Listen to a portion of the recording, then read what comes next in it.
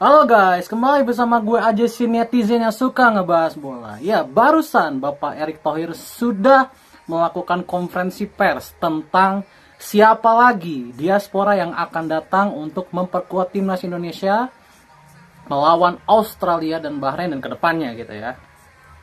Oke, 3 nama sudah disebutkan oleh Pak Erick Thohir.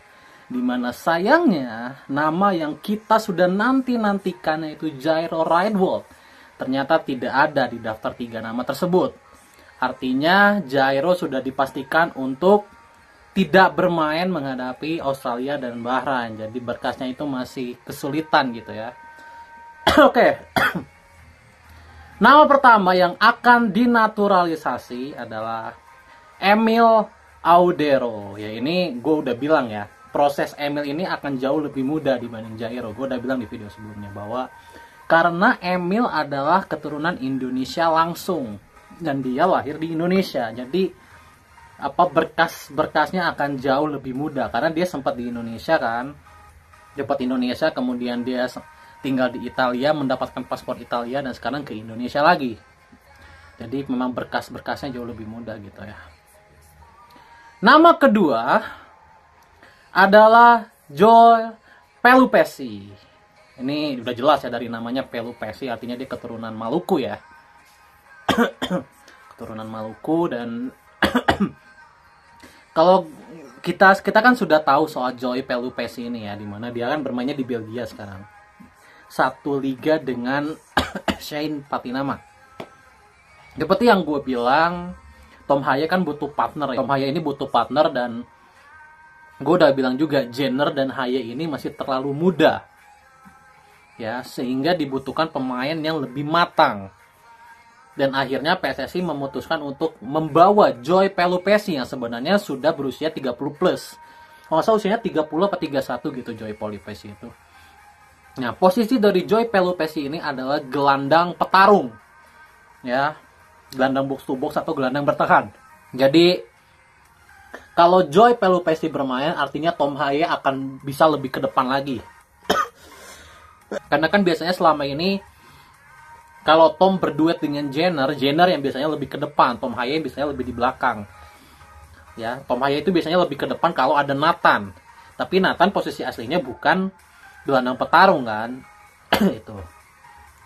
Jadi dibutuhkan pemain yang lebih matang. Makanya Joel Pelupesi pilihan yang bagus ya. Dan nama terakhir yang akan dinaturalisasi itu adalah Dean James ya. Dean James ini seangkatan dengan Jay Itzes ya. Seangkatan dengan Jay Itzes, dia temannya Jay Itzes, Dean James itu. Dimana dia sudah terbukti bisa dinaturalisasi. Dean James ini posisinya adalah bek kiri posisi aslinya, tapi bisa main juga di bek kanan. Ini akan membuat sektor kiri ini makin tebal ya. Udah ada Verdong, Patinama, udah ada Arahan, sekarang Dean James gitu ya. Nah, pertanyaannya adalah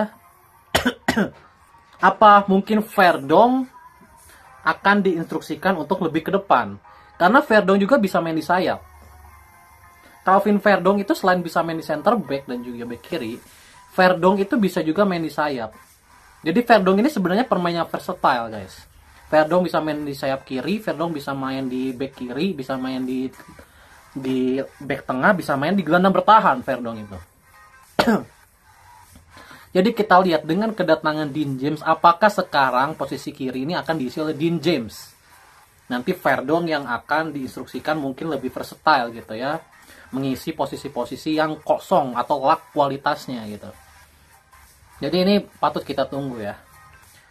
Nah, dari 3 nama ini ya memang dari 3 nama ini mungkin nama yang gua bilang bagus ya itu adalah Joel Pelupesi di posisi gelandang bertahan ya.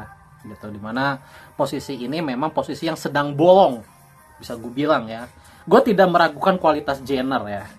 Tapi Jenner masih terlalu muda untuk bersaing di kompetisi setinggi ini. Butuh pemain yang lebih stabil secara emosi, secara kematangan gitu ya. Kan kelihatan ya pemain-pemain muda kayak Jenner, kayak Nathan, kayak Hubner gitu ya. mainnya masih gerasak gerusuk dalam tanda kutip. Maksudnya pemain ini masih emosian, masih terlalu gampang emosian gitu. Jadi performanya tidak stabil, meskipun bagus tapi tidak stabil gitu. Makanya butuh pemain yang lebih matang lagi. Dan ini good choice banget ya, pemilihan dari Joel Pelupessy. Berarti kalau kita melihat komposisi yang ada ya, dari komposisi timnas Indonesia sekarang gitu ya, kalau andaikan 3 pemain ini langsung masuk, penjaga gawang berarti Martin Paes, Emil Audero ya. Kemudian back tengah udah pasti Izzy Silgers ya. Kemudian back kiri bisa Verdong, bisa Dean James, karena gue nggak yakin Patinama akan masuk lagi ya. Berarti ada Dean James, ada Verdong. Di kanan ada Sandy Walsh dan Kevin Dix, ya kan? Sandy Walsh dan Kevin Dix. Terus juga ada Asnawi sebagai ya, kalau ada yang cedera-cedera Asnawi bisa masuk gitu ya. Di tengah, nah di tengah ini udah stabil nih. Ada Joy Pelupessy dan Tom Hai. Di mana subnya ada Jenner dan Nathan. Nah ini kan bagus ya. Terus juga pilihan kelimanya mungkin Mark Klok ya. Menurut gue Mark Klok sih yang akan masuk. Karena Mark Klok lebih punya intelijensi lah dalam permainan dibanding Kambuaya gitu ya. Jadi 5 pemain gitu kan. Jenner, Nathan, Haye, Joy Pelupessy, Mark Klok gitu ya, 5. Di depan nih kita masih kekurangan sayap kanan. Gue belum melihat kualitas Egy di level Asia ya, karena Egy selama ini di level Asia kan naik turun juga gitu ya, bahkan lebih banyak jeleknya dibanding bagusnya gitu. Nah sekarang ini Egy Maulana Fikri lagi bagus di klub nih. Nah apakah dengan performa dia yang luar biasa di klub ini bisa mengisi kekosongan di sayap kanan timnas Indonesia? Jadi kita tunggu ya. Di tengah udah pasti Ole Romani ya, itu kayaknya udah hampir tidak tergantikan ya. Nah di kiri ini bisa Ragnar, bisa Strike. Jadi Strike ini juga bisa dibilang versatile di depan. Strike ini bisa di tengah, bisa di kiri, bisa di kanan gitu ya. Jadi nanti kan lawan Australia Ragnar nggak main ya gitu. Nah kita lihat siapa yang akan dimainkan di sayap kiri, karena ada Eliano Reinders juga ya, ada Eliano juga. Jadi bisa jadi Egy di kiri, Eliano di kanan, Ole Romani di depan, itu bisa juga. Karena kan Eliano Reinders juga posisinya versatile kan, bisa di belakang, bisa di depan, bisa di tengah gitu ya. Jadi tidak ada kekuatan utama gitu di posisinya. Nah jadi kita lihat nih racikannya bakal seperti apa. Nah dengan banyaknya pemain versatile yang ada di timnas Indonesia gitu ya, kan kalau kita bicara pemain yang tidak versatile itu kan cuma beberapa ya. Ini ya, pemain yang menurut gue tidak versatile ya, itu kiper pasti ya, kiper Tom Hai. Tom Hai ini kayaknya kalau ditaruh di tempat lain kan akan bisa ya. Tom Hai, jadi Tom Hai udah pasti di tengah, nggak mungkin nggak gitu.